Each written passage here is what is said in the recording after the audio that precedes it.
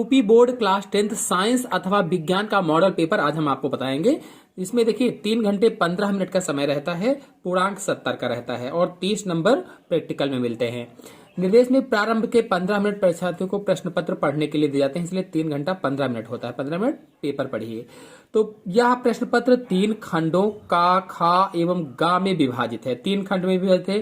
प्रत्येक खंड का पहला प्रश्न बहुविकल्पी है, जिसमें 4 उत्तर विकल्प के रूप में दिए गए हैं और सही विकल्प चुन करके अपनी उत्तर पुस्तिका पर आपको लिखना है। प्रत्येक खंड के सभी प्रश्न एक साथ करना आवश्यक है।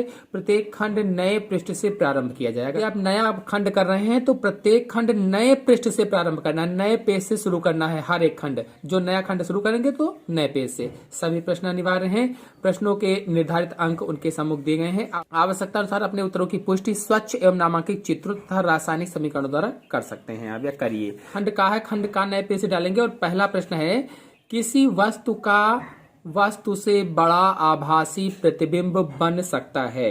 कोई वस्तु है, उस वस्तु का वस्तु से बड़ा आभासी प्रतिबिंब बन सकता है। किससे? उत्तल दर्पण द्वारा, अवतल दर्पण द्वारा, समतल दर्पण द्वारा, अवतल लेंस के द्वारा। तो इसमें आंसर सही होगा अवतल दर्पण के द्वारा। आपको बता दें, जो इसमें उत्तल दर्पण है, उत्तल दर्पण में वस्तु का प्रतिबिंब हमेशा वस्तु से छोटा और आभासी होता है। ये छोटा व आभासी बनता है, जबकि यहाँ कहा गया बड़ा व आभासी। और ये जो समतल दर्पण है, समतल दर्पण में वस्तु का प्रतिबिंब उस वस्तु के बराबर बनता है। इसमें बराबर बनेगा तो यहाँ ये भी नहीं सही होगा। फिर अवतल लेंस है, तो अवतल लेंस में वस्तु का प्रतिबिंब वस्तु से छोटा बनता है और आभासी बनता है। ये भी छोटा बनेगा और आभासी बनेगा। तो ये सब भाई ऑप्शन सही नहीं होंगे। अवतल दर्पण वाला ऑप्शन सही होगा, क्योंकि वस्तु से बड़ा और आभासी प्रतिबिंब बन रहा है। फिर अगला क्वेश्चन है, प्रतिरोधकता का SI मात्रक है। प्रतिरोधकता का SI मात्रक बताना है। देखिए ओम मीटर है, ए स्क्वायर नहीं यहां पर लगेगा, तो इसमें ओम मीटर ही सही होगा। आपको बता दें कि प्रतिरोध R बराबर रो L अपान A होता है। ये इसको रो कहा जाता है, L अपान A होता है। जहां पर रो जो है ये प्रतिरोधकता होती है, प्रतिरोधकता होती है, और L है ये लंबाई होती है, L लंबाई, A है ये क्षेत्रफल होता है, क्षेत्रफल। अब देखिए रो बराबर निकाल लेंगे, रो बराबर R गुणे A अपान L होगा। तो अब ये जो R है ओम कहेंगे, ओम हो जाएगा, ये मीटर स्क्वायर हो जाएगा और बटे L यानी मीटर हो जाएगा। काट देंगे मीटर से मीटर तो ओम मीटर बचेगा, इसलिए यहाँ पर ओम मीटर सही होगा। फिर अगला क्वेश्चन है, विद्युत धारा उत्पन्न करने की युक्ति को कहते हैं। विद्युत धारा उत्पन्न करने की युक्ति को क्या कहा जाता है? तो देखिए विद्युत धारा उत्पन्न जनित्र होता है। जनित्र यानी विद्युत जनरेटर या विद्युत जनित्र भी आप कह सकते हैं, या इलेक्ट्रिक जनरेटर कह सकते हैं। इलेक्ट्रिक जनरेटर एक ऐसी युक्ति होती है जो यांत्रिक ऊर्जा को विद्युत ऊर्जा में बदलती है। ये क्या करता है? यांत्रिक ऊर्जा को विद्युत ऊर्जा में बदलता है। विद्युत जनित्र अथवा इलेक्ट्रिक जनरेटर पर फुल वीडियो मेरे चैनल में अपलोडेड है, आप लोग जाकर के देख सकते हैं। फिर अगला है, अभिनेत्र लेंस की फोकस दूरी में परिवर्तन किया जाता है। तो अभिनेत्र लेंस की फोकस दूरी में किसके द्वारा परिवर्तन किया जाता है? पुतली के द्वारा, दृष्टिपटल के द्वारा, पश्चिमाभि द्वारा, परितालिका द्वारा। तो इसमें आंसर सही होगा तीसरा, पश्चिमाभि द्वारा किया जाता है। देखिए पुतली प्रकाश की मात्रा को कंट्रोल करती है। जो पुतली है ये प्रकाश की मात्रा को कंट्रोल करती है, और जो दृष्टिपटल है, दृष्टिपटल उस पर्दे की तरह है जिस पर प्रतिबिंब बनता है, और परितालिका जो है ये लेंस की मांसपेशियों को जोड़ता है, लेंस की मांसपेशियों को जोड़ने का कार्य करता है। आते हैं नेक्स्ट क्वेश्चन पर। दूसरे का पहला, वाहनों में किस प्रकार के दर्पण को पश्च दृश्य के रूप में वरीयता दी जाती है? उत्तल दर्पण को, उत्तल दर्पण को वरीयता दी जाती है, यानी पीछे के दृश्य को देखने के लिए उत्तल दर्पण का प्रयोग किया जाता है। क्यों? क्योंकि यह हमेशा छोटा प्रतिबिंब बनाता है, छोटा प्रतिबिंब बनाने का कार्य करता है और इसका दृष्टि क्षेत्र बहुत अधिक होता है, क्योंकि छोटा प्रतिबिंब बनाता है इसलिए दृष्टि क्षेत्र अधिक होता है, इसीलिए ड्राइवर को पीछे का पूरा दृश्य दिखाई देता है। तो ये लिख देंगे। फिर अगला है, किसी अवतल लेंस की फोकस दूरी 15 सेंटीमीटर है, वस्तु को लेंस से कितनी दूरी पर रखें कि इसके द्वारा वस्तु का लेंस से 10 सेंटीमीटर दूरी पर प्रतिबिंब बने। तो आइए देखिए इसको समझ लेते हैं क्वेश्चन को। देखिए इसमें दिया है अवतल लेंस की फोकस दूरी f बराबर -15 सेंटीमीटर। जो फोकस दूरी है ये -15 सेंटीमीटर होगी क्योंकि अवतल लेंस है। फिर प्रतिबिंब की दूरी v बराबर -10 सेंटीमीटर हो जाएगा। ये देखिए इसमें दिया अवतल लेंस की फोकस दूरी 15 सेंटीमीटर, वस्तु का लेंस से 10 सेंटीमीटर दूरी पर प्रतिबिंब बनता है, यानी प्रतिबिंब की दूरी हो गई। तो प्रतिबिंब की दूरी -10 सेंटीमीटर। फिर वस्तु की दूरी ज्ञात करने के लिए कह रहा है, वस्तु की दूरी ज्ञात करने के लिए कह रहा है, यानी u ज्ञात करने के लिए कह रहा है। तो u बराबर क्वेश्चन मार्क लगा देंगे। अब फार्मूला लगाएंगे 1/v - 1/u is equal to 1/f। पक्षांतर कर लेंगे तो 1/u बराबर 1/v - 1/f हो जाएगा। अब इसमें मान रख देंगे, तो मान रखने पर क्या होगा, 1/v का हो जाएगा -10, 1/-15 हो जाएगा।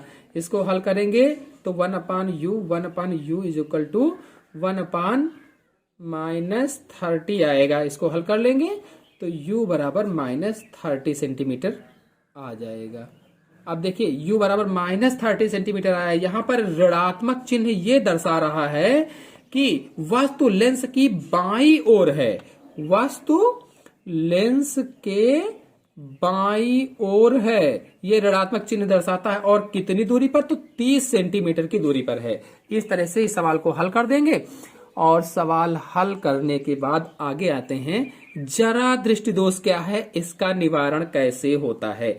देखिए कुछ ऐसे लोग होते हैं, कुछ लोगों को बुढ़ापे में, अगर वो बुढ़ा जाते हैं तो बुढ़ापे में उनको निकट दृष्टि दोष भी हो जाता है, निकट दृष्टि दोष भी हो जाता है और दूर दृष्टि दोष भी हो जाता है। दूर दृष्टि दोष, दोनों दोष हो जाते हैं एक साथ में, तो उसे ही जरा दृष्टि दोष कहा जाता है। जब निकट दृष्टि दोष और दूर दृष्टि दोष एक साथ हो जाते हैं तो उसको जरा दृष्टि दोष कहा जाता है। और इसके निवारण के लिए द्विफोकस लेंस का प्रयोग करते हैं। द्विफोकस लेंस का प्रयोग किया जाता है। इस लेंस का जो ऊपरी भाग होता है वो अवतल लेंस का बना होता है और नीचे का भाग उत्तल लेंस का बना होता है। ऊपरी भाग अवतल लेंस, नीचे का भाग उत्तल लेंस का बना होता है। आते हैं नेक्स्ट क्वेश्चन पर। प्रकाश के परावर्तन के नियम लिखिए। 20 सेंटीमीटर की वक्रता त्रिज्या वाले अवतल दर्पण के सामने 5 सेंटीमीटर की दूरी पर 15 सेंटीमीटर की दूरी पर कोई वस्तु रखने पर प्रत्येक स्थिति में प्रतिबिंब कहां बनेगा। ये न्यूमेरिकल मेरे चैनल में अपलोडेड है और परावर्तन के नियम भी अपलोडेड है। डिस्क्रिप्शन में मैंने लिंक दी है, आप वहां से जाकर के देख सकते हैं। लेंस क्या है, प्रकाशित गुणों के आधार पर, तो ये क्वेश्चन भी मेरे चैनल में अपलोडेड है और लिंक मैंने डिस्क्रिप्शन में दी है, आप लोग जाकर के देख सकते हैं। फिर आते हैं नेक्स्ट क्वेश्चन पर। चालक, किसी चालक का प्रतिरोध किन कारकों पर निर्भर करता है। दिए गए पदार्थ के लंबाई तथा ए मोटाई के तार का प्रतिरोध 4 ओम है, इस पदार्थ के किसी अन्य तार का प्रतिरोध कितना होगा। तो देखिए इसको भी आप चैनल से वीडियो को देखिए, अच्छे से आपके समझ में आ जाएगा। फिर नेक्स्ट क्वेश्चन है, विभवांतर की परिभाषा। अगर आप ये नहीं करते हैं तो विभवांतर की परिभाषा तथा मात्रक लिखिए, फिर इसका न्यूमेरिकल दे रखा है, तो चैनल में वीडियो अपलोडेड है, आप लोग जाकर के देख लीजिए। फिर अगला है विद्युत। फिर नेक्स्ट क्वेश्चन है, विद्युत मोटर का नामांकित आरेख खींचकर सिद्धांत तथा कार्यविधि स्पष्ट कीजिए। बहुत ही अच्छे तरीके से मैंने समझाया हुआ है और आप लोग जाकर के देखिए। विद्युत मोटर का वीडियो अच्छे से आपको समझ में आ जाएगा। अगर ये नहीं करते तो परिनालिका किसे कहते हैं, परिनालिका चुंबक की भांति कैसे व्यवहार करती है, ये सब आप बता सकते हैं। इस पर वीडियो मेरे चैनल में अपलोडेड है, आप लोग जाकर के देख सकते हैं। फिर खंड खा पर आते हैं। तो देखिए पहले निर्देश दिया गया था, जब आप नया खंड शुरू करेंगे तो नए पेज से डालेंगे, तो जो आपको वहां पर कॉपी मिलेगी उसको नए पेज से डालेंगे उसमें। और देखिए पहला प्रश्न है 5 का Zn + CuSO4, फिर है Zn SO4 ZnSO4 plus Cu रासायनिक अभिक्रिया किस प्रकार की है, इसका प्रकार बताना है। तो इसका आंसर सही होगा विस्थापन अभिक्रिया है। ये क्या है, विस्थापन अभिक्रिया होती है। फिर आते हैं नेक्स्ट क्वेश्चन पर। नेक्स्ट क्वेश्चन है जल की कठोरता को हटाने के लिए निम्न में से किसका उपयोग किया जाता है। बेकिंग सोडा, धावन सोडा, विरंजक चूर्ण। जल की कठोरता को हटाने के लिए धावन सोडा का प्रयोग किया जाता है, धावन सोडा का। फिर नेक्स्ट क्वेश्चन है निम्नलिखित में से किस यौगिक में -OH एक क्रियात्मक समूह है। तो जो ब्यूटेनॉल है, दूसरा वाला से होगा, ब्यूटेनॉल में क्रियात्मक समूह होता है। फिर नेक्स्ट क्वेश्चन पर आते हैं रेडॉक्स अभिक्रिया से क्या अभिप्राय है, रासायनिक अभिक्रिया का उदाहरण देकर समझाइए। देखिए ऐसी अभिक्रिया जिसमें ऑक्सीकरण तथा अपचयन, ऐसी अभिक्रिया जिसमें ऑक्सीकरण तथा अपचयन एक साथ संपन्न होता है, एक साथ संपन्न होता है, उसे ही रेडॉक्स अभिक्रिया कहा जाता है। यानी इसे ऑक्सीकरण अपचयन अभिक्रिया भी कहते हैं, इसे ऑक्सीकरण अपचयन अभिक्रिया भी कहा जाता है रेडॉक्स अभिक्रिया को। और ऐसी अभिक्रिया जिसमें ऑक्सीकरण तथा अपचयन एक साथ होता है उसे ही रेडॉक्स अभिक्रिया कहा जाता है। कहने का मतलब ये हुआ कि एक ही अभिक्रिया में यदि किसी चीज का ऑक्सीकरण होता है तो किसी दूसरी का अपचयन होता है, इसीलिए इसे एक साथ रखा जाता है, इसीलिए इसे रेडॉक्स अभिक्रिया कहा जाता है। फिर अगला क्वेश्चन है बेकिंग सोडा बनाने की विधि तथा उपयोग लिखिए। बेकिंग सोडा बनाने की विधि और उपयोग को बताना है। तो देखिए Na2CO3 plus CO2 plus H2O और इस तरह से 2NaHCO3, यानी ये सोडियम बाइकार्बोनेट बन जाएगा और सोडियम बाइकार्बोनेट ही बेकिंग सोडा कहलाता है अथवा खाने का सोडा इसी को कहा जाता है। मतलब क्या हुआ कि बेकिंग सोडा बनाने के लिए सोडियम कार्बोनेट के सांद्र विलयन में CO2 यानी कार्बन डाइऑक्साइड गैस प्रवाहित करते हैं तो सोडियम बाइकार्बोनेट बन जाता है, ठोस अवक्षय के रूप में प्राप्त होता है, ठोस रूप में प्राप्त होता है, उसे छान लेते हैं और छान करके इसका उपयोग करते हैं। अगर उपयोग की बात की जाए तो उपयोग कहाँ, खाने में इसका उपयोग किया जाता है, हमने पहले बताया है। फिर आधुनिक आवर्त नियम क्या है, आवर्त सारणी के किसी आवर्त में बाएं से दाएं जाने पर परमाणु त्रिज्या में क्या परिवर्तन होते हैं। तो देखिए आधुनिक आवर्त नियम में तत्वों के जो भौतिक गुण हैं और रासायनिक गुण हैं उनके परमाणु क्रमांक के आवर्ती फलन होते हैं। तत्वों के भौतिक व रासायनिक गुण उनके परमाणु क्रमांक के आवर्ती फलन होते हैं। ठीक है, और इसका वीडियो आप देख लीजिए, ये IUPAC नेम है, आपको मिल जाएगा चैनल से। फिर नेक्स्ट क्वेश्चन पर आते हैं संक्षारण किसे कहते हैं और धातुओं के संक्षारण रोकने की विधियों का उल्लेख कीजिए। धातुओं का क्षय होना ही संक्षारण कहलाता है। धातुओं का क्षय यानी कम होना ही संक्षारण कहलाता है। और इस पर पेंट लगाकर, ग्रीस लगाकर, विद्युत लेपन के द्वारा, विद्युत लेपन में निकिल है, क्रोमियम है, इसके लेपन के द्वारा इस संक्षारण को रोका जा सकता है। फिर इन पर टिप्पणी लिखनी है, टिप्पणी आप लिख सकते हैं, वीडियो भी आप देख लीजिए। और अथवा अगर आप ये नहीं करते हैं तो अथवा में ये क्वेश्चन है, आप कर सकते हैं। आते हैं नेक्स्ट खंड पर।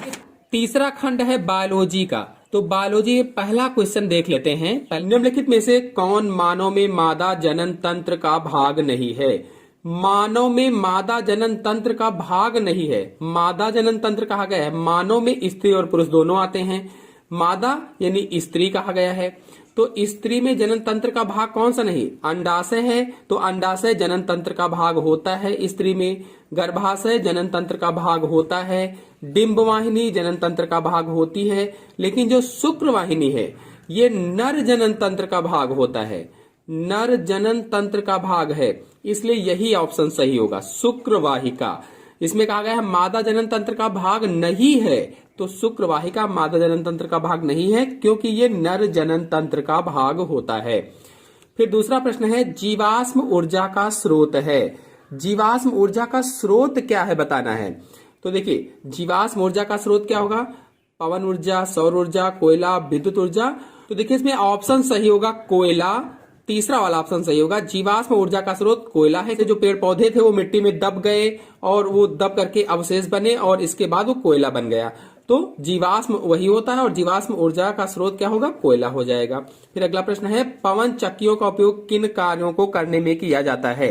पवन चक्की यांत्रिक कार्य, रासायनिक कार्य, दोनों कार्य। तो देखिए जो पवन चक्की होती है इसका उपयोग बिजली उत्पादन में भी करते हैं, बिजली उत्पादन में भी किया जाता है। आटे की चक्की यानी जहां पर गेहूं की पिसाई होती है, आटे की चक्की में भी किया जाता है। पानी खींचने में भी किया जाता है, पानी को खींचने में भी करते हैं। उद्योगों में भी इसका उपयोग किया जाता है। इस पे ऑप्शन सही होगा पहला, यांत्रिक ऊर्जा।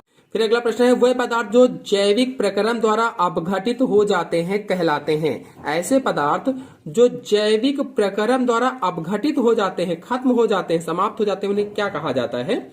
तो ऑप्शन सही होगा इसमें पहला, जैवनिम्नीकरण कहा जाता है, जैवनिम्नीकरण। फिर अगला प्रश्न है, प्रश्न संख्या 10 का स्वपोषी पोषण के लिए आवश्यक परिस्थितियां कौन सी हैं और उसके उप उत्पाद क्या हैं? स्वपोषी पोषण किस में होगा? स्वपोषी पोषण ऐसे पौधे जो प्रकाश संश्लेषण के माध्यम से, प्रकाश संश्लेषण क्रिया के माध्यम से भोजन का निर्माण करते हैं, उन्हें स्वपोषी कहते हैं। और स्वपोषी केवल उत्पादक होते हैं। उत्पादक क्या है? तो पौधे होते हैं, प्रकाश संश्लेषण के माध्यम से करते हैं। तो कहा गया आवश्यक परिस्थितियां कौन सी है स्वपोषी पोषण के लिए, यानी प्रकाश संश्लेषण की क्रिया को पूरा बताना है इसमें। तो देखिए सूर्य का प्रकाश आवश्यक है, सूर्य का प्रकाश चाहिए इसमें, क्लोरोफिल होना चाहिए, क्लोरोफिल यानी पर्णहरिम होना चाहिए, CO2 होना चाहिए, जल होना चाहिए। इतनी सारी चीजें होंगी तो बन जाएंगे, कार्बोहाइड्रेट बन जाएगा, कार्बोहाइड्रेट बनेगा, ऑक्सीजन निकलेगी और वाष्प के रूप में जल भी निकलेगा।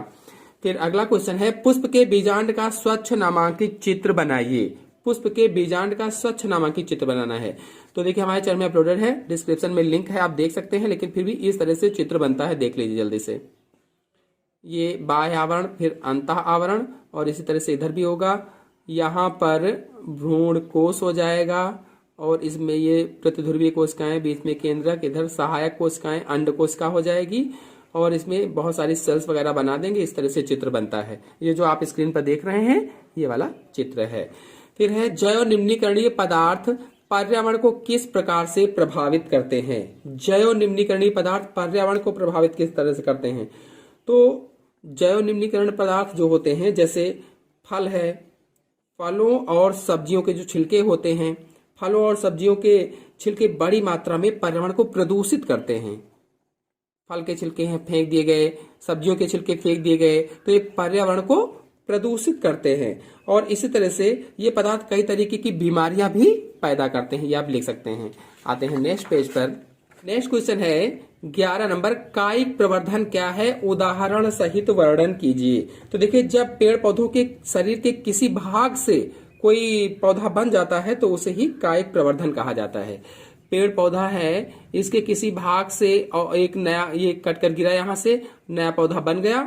या फिर जैसे आलू है उसको काट कर बो दिया जाता है, आलू का जो कंद होता है, ऐसे ही जो अदरक का कंद होता है, इनको काट कर बो दीजिए या तोड़ करके बो देंगे तो वो उगाते हैं। यानी पेड़ पौधों के शरीर के किसी भी अंग से अगर नए जीव का विकास हो रहा है तो उसे ही कायिक प्रवर्धन कहा जाता है। यदि आप ये क्वेश्चन नहीं करते हैं तो इसकी जगह पर ये क्वेश्चन कर सकते हैं, मादा जनन तंत्र का स्वच्छ नामांकित चित्र बनाइए और संक्षिप्त वर्णन कीजिए। तो इसका वीडियो मेरे चैनल में अपलोडेड है, डिस्क्रिप्शन में मैंने लिंक दे रखा है, अच्छे से समझ में आ जाएगा, आप वहां से जाकर के देख सकते हैं। फिर अगला क्वेश्चन है, लिंग गुणसूत्र किसे कहते हैं? मानव में लिंग निर्धारण की प्रक्रिया को समझाइए। तो लिंग गुणसूत्र वे गुणसूत्र होते हैं जो लिंग का निर्धारण करते हैं। जो स्त्री होती है उसमें XX पाए जाते हैं, जो पुरुष होता है उसमें XY पाए जाते हैं। और लिंग निर्धारण प्रक्रिया करनी है तो जैसे XX है, XY है, क्रॉस करवा देंगे। देखिए इसको X से, इसको Y से, इसको X से, इसको Y से, इस तरह से, और यहाँ नीचे गोला बना करके ये हो जाएगा XX, क्योंकि ये यहां से गया, और XY, XX, XY। तो ये जो जहां जहां XX है ये हो जाएगा पुत्री, और जहां पर XY है वो हो जाएगा पुत्र। इस तरह से लिंग निर्धारण की प्रक्रिया का पूरा वर्णन कर देंगे, चित्र बन जाएगा।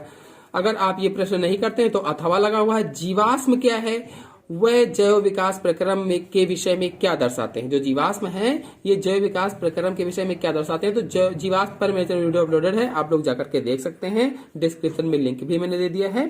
फिर अगला क्वेश्चन है, मानव पाचन तंत्र का नामांकित चित्र बनाकर आमाशय तथा क्षुद्रांत्र में होने वाली पाचन क्रिया का वर्णन कीजिए। तो पाचन तंत्र पर फुल वीडियो अपलोडेड है, डिस्क्रिप्शन में लिंक है, आप लोग जाकर के देख लीजिए, समझ में अच्छी तरह से आ जाएगा। फिर अगला क्वेश्चन है, अगला इसी में अथवा है, अगर आप ये क्वेश्चन नहीं करना चाहते हैं, नहीं आता है तो ये कर सकते हैं। पादपों में परिवहन से आप क्या समझते हैं। पौधों में जल, भोजन तथा अन्य पदार्थों के स्थानांतरण को स्पष्ट कीजिए। परिवहन से आप क्या समझते हैं, जल, भोजन तथा अन्य पदार्थों के स्थानांतरण को समझाना है। तो पादपों में परिवहन क्या होता है, जल को अवशोषित करते हैं और पेड़ पौधों के विभिन्न भागों तक पहुंचाते हैं, यानी जल का परिवहन करते हैं। तो इस क्वेश्चन का भी लिंक मेरे डिस्क्रिप्शन में है, वीडियो के डिस्क्रिप्शन में आप जाकर के देख सकते हैं, समझ सकते हैं।